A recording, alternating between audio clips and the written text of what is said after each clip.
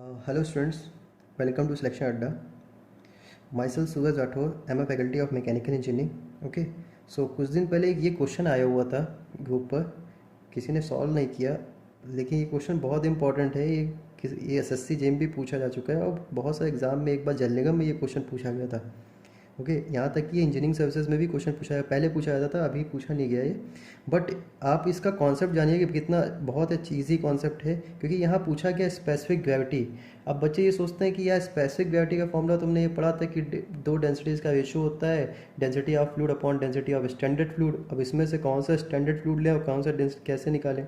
Okay, तो उसके बाद ये क्वेश्चन करने से पहले एक टर्म हम लोग सीखते हैं जिसका नाम है स्पेसिफिक ग्रेविटी। छोटा सा है, 1 मिनट लगेगा, इसको पहले समझते हैं स्पेसिफिक ग्रेविटी होती क्या है। इसको हिंदी में बोलते हैं विशिष्ट गुरुत्व, और इसको एक नाम से और जानते हैं रिलेटिव डेंसिटी। ठीक है, आपेक्षिक घनत्व। तो क्यों बोलते हैं इसकी बात करते हैं। देखिए, सबसे पहले आते हैं स्पेसिफिक ग्रेविटी के बारे में बात करते हैं। स्पेसिफिक ग्रेविटी, अब देखिए स्पेसिफिक ग्रेविटी जो होता है वो होता है दो डेंसिटीज़ का रेशियो होता है। एक डेंसिटी होती है जो सब्सटेंस की डेंसिटी होती है, ठीक है, जिसकी हमें निकालनी हो या जो भी पता हो, और दूसरी डेंसिटी जो होती है स्टैंडर्ड सब्सटेंस की। ठीक है, एक्चुअली में मैं आपको बेसिक टर्म बताता हूँ। स्पेसिफिक ग्रेविटी का यूज़ होता है दो डेंसिटीज़ को कंपेयर करना। ठीक है, दो डेंसिटीज़ का कंपेयर करना कैसे, वो मैं बताता हूँ। पहला काम होता है डेंसिटीज़ का कंपेयरिंग करना कि घनत्व किसका ज़्यादा है किसका कम है। दूसरा काम होता है अगर कोई डेंसिटी मुझे नहीं पता, जैसे मान लो इसकी डेंसिटी मुझे नहीं पता है और मुझे इसका स्पेसिफिक ग्रेविटी पता है, तो मैं इसकी हेल्प से इसकी डेंसिटी निकाल सकता हूँ। ये दो काम यहाँ देखने को मिलेंगे। ठीक है, पहली बात, ये एक मेजरेबल है, इसको मेज़र कर सकते हैं। किससे मेज़र करते हैं इसको? हाइड्रोमीटर से। ठीक है, आपने सुना होगा हाइड्रोमीटर, नाम सुना होगा। ठीक है, एक होता है हाइड्रोमीटर और एक होता है हाइग्रोमीटर। ठीक है, हाइड्रोमीटर और हाइग्रोमीटर दोनों अलग हैं। इससे हम लोग आर्द्रता या ह्यूमिडिटी नापते हैं। ठीक है, ये क्वेश्चन आ चुका है, और इससे नापते हैं हम लोग हाइड्रोमीटर से स्पेसिफिक ग्रेविटी। ओके, ये स्पेसिफिक ग्रेविटी मेज़र करने का है। आपने सुना होगा लैक्टोमीटर, आपने सुना होगा, जिससे हम लोग मिल्क की प्योरिटी नापते हैं, दूध की प्योरिटी कि दूध में कितना पानी है। एक्चुअली में वो ये हाइड्रोमीटर का ही कॉन्सेप्ट से यूज़ होता है। ओके, उसमें हम लोग कॉन्सेप्ट लगाते हैं स्पेसिफिक ग्रेविटी का ही। ओके, सो बात करते हैं अब। देखिए कि ये है क्या, कि ये दो डेंसिटीज़ का रेशियो है। सिंपल सी बात है भाई, कंपैरिजन है।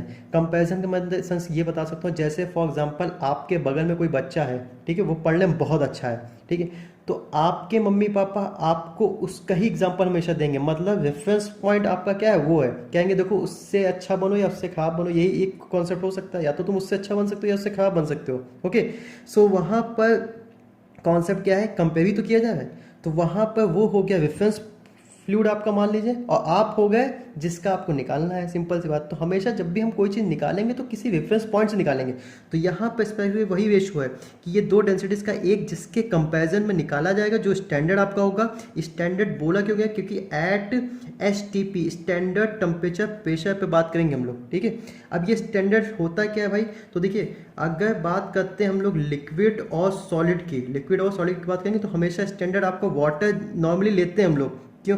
ठीक है, क्योंकि वाटर की आपको पता है मैक्सिमम जो डेंसिटी होती है वो कितनी होती है भाई, 1000। और ये 1000 कब होती है, एट 4 डिग्री सेंटीग्रेड और 1 एटमॉस्फेरिक प्रेशर पे। कब होती है, 4 degree centigrade at 1 atmospheric pressure. कितनी होती है भाई, ये होती है 1000 किलोग्राम पर मीटर क्यूब। यूनिट का बहुत बड़ा यू खेल है। ठीक है, 1000 किलोग्राम पर मीटर क्यूब, क्योंकि इसको मैं ये भी लिख सकता हूँ भाई 1 ग्राम पर ml, ये भी होती है भाई ये 4 डिग्री सेंटीग्रेड पे। ओके, सो ये भी आप ये देखें तो वाटर का 4 डिग्री से, और यही होता है स्टैंडर्ड टेम्परेचर और प्रेशर। तो जनरली वाटर लेते हैं। वाटर भी लेने का कारण एक और है। देखिए हमें पता है स्पेसिफिक ग्रेविटी और डेंसिटी न्यूमेरिकली 1 होती है। ठीक है, न्यूमेरिकली बात की जाए 1, क्योंकि मैट्रिक सिस्टम में ये भी 1 आता है और स्पेसिफिक ग्रेविटी वाटर की 1 होती है, तो न्यूमेरिकली दोनों 1 होती हैं। अब एक बात खुद सोचो, यहाँ से अगर मुझे एक बेस रेफरेंस मिल गया कि 1, स्पेसिफिक ग्रेविटी या तो 1 से ज़्यादा हो सकती है या स्पेसिफिक ग्रेविटी 1 से कम हो सकती है। ठीक है, अब सुनो भाई, अब आप एक बात खुद सोचो, मैंने यहाँ पे स्पेसिफिक ग्रेविटी फॉर्मूला लिखा है, क्या लिखा है, या नीचे 1000 है मान लेते हैं, और ऊपर यहाँ कोई डेंसिटी है। ठीक है, अब एक बात खुद सोचो, अगर स्पेसिफिक ग्रेविटी 1 से ज़्यादा होगी तो भाई इसका मतलब ये वाली डेंसिटी ज़्यादा होगी, इसका मतलब ये पानी के अंदर डूबेगा। क्या करेगा भाई, सिंक करेगा, डूबेगा। ठीक है, और अगर एक से कम हुई तो ये क्या करेगा, फ्लोट करेगा, तैरेगा ऊपर। देखो बात समझ में आई। अब यहाँ से हमें डेंसिटी कॉन्सेप्ट मिल गया कि या तो ये सिंक कर सकते हैं या फ्लोट कर सकते हैं। दैट्स वाई हम लोग वाटर लेते हैं, वाटर से इजीली कैलकुलेशन होती है। बाकी एग्जाम में कुछ भी दे उसकी बात अलग है। ओके, तो आई होप ये समझ में आ गया स्पेसिफिक ग्रेविटी का फॉर्म कॉन्सेप्ट। ठीक है, नेक्स्ट आता है कि अब ये क्वेश्चन कैसे करना है। ठीक है, तो देखिए भाई क्वेश्चन कह रहा है कि क्वेश्चन पहले समझते हैं क्या कह रहा है। कह रहा है कि एक ऑब्जेक्ट है, सॉलिड ऑब्जेक्ट मान लेते हैं, जिसका वेट 60 ग्राम है हवा में। ठीक है, हवा में उसका वेट मैंने देखा 60 ग्राम है। नॉर्मली जैसे फॉर एग्जांपल आप जाके किसी वेइंग मशीन पे खड़े होगे तो आपका वेट कितना है, 60 ग्राम मान लेते हैं। ठीक है, उसको जब मैंने पानी में तौला गया, पानी के अंदर तौलते हैं तो वो 50 ग्राम बताता है, और जैसे मैं उसको ऑयल के अंदर तौलता हूँ तो उसका वेट और कम होकर 40 ग्राम बताने लगता है। तो कह रहा है कि बताओ ऑयल का स्पेसिफिक ग्रेविटी कितना है। क्या पूछा है, ऑयल का स्पेसिफिक ग्रेविटी कितना है। तो पहले मैं यहाँ निकाल लेता हूँ कि weight of object in water कितना है भाई, 50 ग्राम। ठीक है, इन ऑयल कितना है भाई, 40 ग्राम। ठीक है, और इन एयर कितना है भाई, 60 ग्राम। तो देखिए यहाँ पर 3 अलग अलग वेट दे रखे हैं। यहाँ पर मुझे सबसे पहले एक रेफरेंस मानना पड़ेगा। ठीक है, तो देखिए सिंपल सी बात है, पहले अगर मैंने एयर माना है, कम किस में हो रहा है, वाटर में डालने पे, और फिर ऑयल में डालने पे कम होता जा रहा है। इसका मतलब 60 ग्राम पहले था, जब मैंने उसको पानी में डाला तो 50 हो गया, जब मैंने फिर उसको ऑयल में डाला तो वो 40 हो गया। तो इसका मतलब अगर मुझे स्पेसिफिक ग्रेविटी निकालनी है ऑयल की, तो आप खुद सोचो जिसकी स्पेसिफिक ग्रेविटी निकालनी वो यहाँ पर आ जाएगा। तो पहली बात देखें, जब मैंने ऑयल में उसको डाला तो कितना लॉस हुआ, तो मैंने निकाल लिया loss of weight of solid, या फिर ऑब्जेक्ट बोल सकते हैं, इन ऑयल। ऑयल में कितना लॉस हुआ अपॉन रेफरेंस क्या है, में हमेशा वाटर रहेगा भाई, तो क्या हो जाएगा loss of weight of solid in water.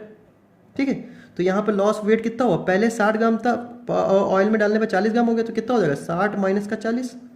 ठीक है, उसके बाद पहले 60 था, पानी में डाला तो 50 हो गया, तो 60 माइनस का 50, तो कितना हो जाएगा 20/10, और ये आ जाएगा 2। तो इसका आंसर स्पेसिफिक ग्रेविटी ऑयल कितनी आ जाएगी, 2। ये आंसर है। ओके, आई होप आपको समझ में आएगा। ठीक है, और हाँ स्टूडेंट बहुत इंपॉर्टेंट बात बताना चाह रहा हूँ। देखिए आप लोग को किसी भी क्वेश्चन में टेक्निकल प्रॉब्लम हो, मैकेनिकल से रिलेटेड या फिर सोम मैकेनिक्स या एफएम से रिलेटेड, ओके, सो आप हमें बता देंगे सर मुझे ये क्वेश्चन नहीं समझ में आया। आप मुझे पर्सनली या फिर ग्रुप में कैसे भी भेज सकते हैं। पर्सनली आपको नंबर मुझे पता है, आपको ये नंबर है। ठीक है, आप इस नंबर पे आप भेज सकते हैं, इस नंबर पे आप भेजिए। आपको मैथ का क्वेश्चन नहीं समझ में आता है, जनरल साइंस का किसी का भी क्वेश्चन नहीं समझ में, आप प्लीज़ मुझे इस क्वेश्चन भेजिए। थोड़ा टाइम लगेगा, 1-2 दिन का टाइम लगेगा, लेकिन आपको आंसर सोल्यूशन एट रैंडम नहीं दे पाऊंगा, लेकिन मिल जाएगा आपको। ठीक है, और प्लीज़ आप लोग घर पे पढ़ाई कीजिए, हम लोग आपके साथ हैं। ओके, जैसे ही ये सारी चीज़ें ख़त्म होती हैं, हम लोग फिर से बैक टू अपनी वही उसी पोजीशन पे आ जाए, फिर से हम लोग सारा पढ़ाई करेंगे जो भी आपका डाउट है। लेकिन प्लीज़ इस छुट्टियों को आप वेस्ट मत कीजिए, जितना जितना हो सके उतना पढ़िए। ठीक है, पढ़ के आप लोग एटलीस्ट कम से कम रिविज़न अपना रखिए, क्योंकि जैसे ही ये चीज़ें खत्म होंगी एग्जाम होंगे, और आप लोग बिल्कुल घबराइए मत कि अब क्या होगा आगे, कुछ नहीं होने वाला भाई, आपका सब कुछ सही होगा। हर एग्जाम फिर से होंगे फिर। ठीक है, आप लोग बस पढ़ाई रखिए, और आप ये सोचिए कि ये 1 महीने की आप ही स्टूडेंट नहीं, बहुत सारे स्टूडेंट हैं जो इस लॉकडाउन का फ़ायदा उठा रहे हैं। आप भी फ़ायदा उठाइए। ओके, हम लोग आपके साथ हैं। जैसे ही खुलता है फिर से हम लोग बैक टू द पोजीशन आएंगे, फिर से वो सारी चीज़ें हम लोग फिर से पढ़ेंगे, जल्दी हर चीज़ें पढ़ दी आएंगी। लेकिन अभी जो आप पढ़ रहे हैं उसमें जो भी कॉन्सेप्ट नहीं क्लियर होता है, सो प्लीज़ आप इन्फॉर्म करें कि सर ये कॉन्सेप्ट नहीं आ रहा है। हम आपको इसी के माध्यम से 5-5 मिनट 10-10 मिनट की वीडियोज़ से थ्रू हम बता सकते हैं। Okay, so I thank you, और आप लोग पढ़ाई कीजिए। ओके।